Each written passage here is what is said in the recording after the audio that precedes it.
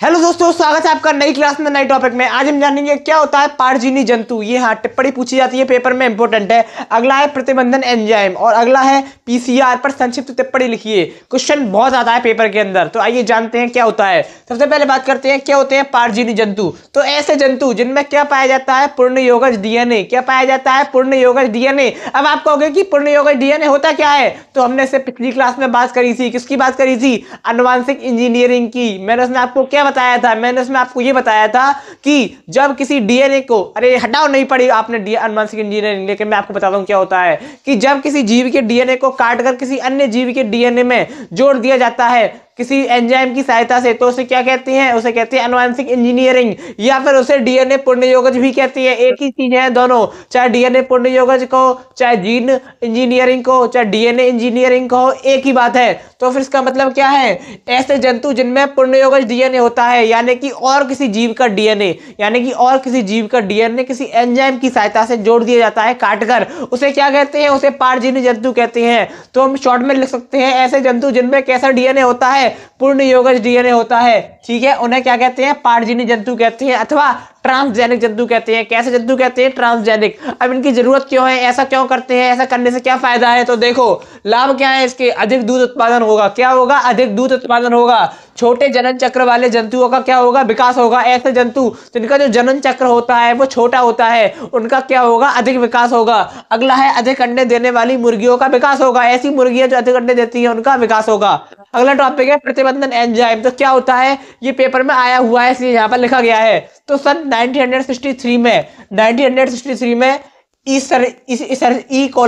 Coli नामक जीवाणु से दो एंजाइम निकाले गए। क्या हुआ? ई कोलाई नामक जीवाणु से दो एंजाइम निकाले गए। कौन से जीवाणु से? ई कोलाई नामक जीवाणु से। इसे इसर्चिया कोलाई कहते हैं। ठीक है, इस नामक के जीवाणु से क्या निकाले गए? दो एंजाइम निकाले गए। ठीक है, दो एंजाइम निकाले गए, उन्हें प्रतिबंधन एंजाइम कहते हैं। सीधी सी बात है। सन 1900 कब? सन 1963 में ई कोलाई नामक जीवाणु से दो एंजाइम निकाले गए, उन्हें क्या कहते हैं? उन्हें प्रतिबंधन एंजाइम कहते हैं। अब वो दो एंजाइम कौन से थे?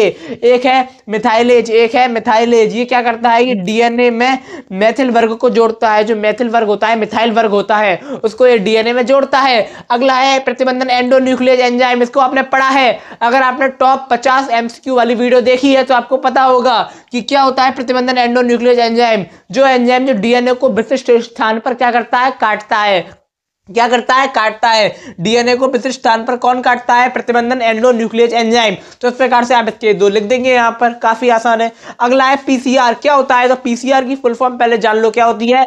Polymerase chain reaction. क्या? पॉलीमरेज चेन रिएक्शन, पॉलीमरेज श्रृंखला। अब कहोगे यहाँ पर श्रृंखला लिखा है, अभिक्रिया लिखा है। अरे तो भैया चेन को हिंदी में क्या कहते हैं? श्रृंखला। रिएक्शन को हिंदी में क्या कहते हैं? अभिक्रिया। तो क्या हो गई? पॉलीमरेज श्रृंखला अभिक्रिया या फिर पॉलीमरेज चेन रिएक्शन, कुछ भी कह सकते हो। ठीक है मेरे दोस्त। उसके बाद क्या होगा? इस विधि द्वारा कम समय में जीन की कई, क्या होता है पीसीआर में? इस विधि द्वारा, एक विधि है, उसके द्वारा क्या होता है? कम समय में जीन की कई प्रतिकृतियों का क्या होता है? संश्लेषण होता है मेरे दोस्त। क्या होता है? संश्लेषण होता है। समय कम है लेकिन आपको तैयारी पूरी करनी है। ठीक उसी प्रकार से यहां पर क्या होता है? कम समय में जीन की कई प्रतिकृतियों का क्या होता है? संश्लेषण होता है। ठीक है ना। इसकी खोज करी थी कैरी मुलस नाम के वैज्ञानिक ने। किसने करी थी? किसने करी थी पीसीआर की खोज? कैरी मुलस नामक वैज्ञानिक ने। यहां पर लिख दोगे। ठीक है, इस तकनीक खोज से क्या लाभ हुआ? इस खोज से चिकित्सा के क्षेत्र में यह लाभ हुआ कि प्रयोगशाला में जो डीएनए के अणु होते हैं, ठीक है, उनको लाख गुना किया जा सकता है। क्या किया जा सकता है? लाख गुना किया जा सकता है। प्रयोगशाला में जो डीएनए के अणु होते हैं, कम समय में उनको लाख गुना किया जा सकता है। तो चिकित्सा के क्षेत्र में पीसीआर की इस विधि से ये लाभ हुआ। तो आशा करता हूं कि आपको समझ में आ गया होगा कि क्या होते हैं पारजीनी जंतु, क्या होते हैं प्रतिबंधन एंजाइम और क्या होता है पीसीआर। तो अब मैं आपको मिलूंगा एक और नई क्लास में नए टॉपिक के साथ में। हम इस सीरीज में, आपने गौर किया होगा, अगर नहीं किया है तो मैं आपको बताना चाहता हूं, इस सीरीज में हम जो चैप्टर्स है बायोलॉजी के, जो एंड के चैप्टर हैं, एंड के टॉपिक हैं, उन पर ज्यादा फोकस कर रहे हैं। क्योंकि जो शुरू के चैप्टर होते हैं, फर्स्ट सेकंड, वो बच्चा बार बार, यानी कि आपने बार बार किसी न किसी टीचर से जरूर पढ़े होंगे, जरूर सुने होंगे, उनके बारे में कुछ आपको अंदाजा होता है, लेकिन एंड के चैप्टर अक्सर छूट जाते हैं या फिर रह जाते हैं। तो हम उन्हीं चैप्टर को ज्यादा कवर कर रहे हैं और उनको ज्यादा कंटेस्ट करने का प्रयास कर रहे हैं। ऐसा नहीं है कि हम शुरू के चैप्टर नहीं पढ़ रहे।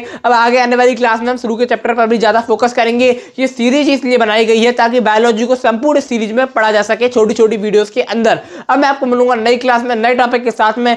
तब तक के लिए जय हिंद, जय भारत।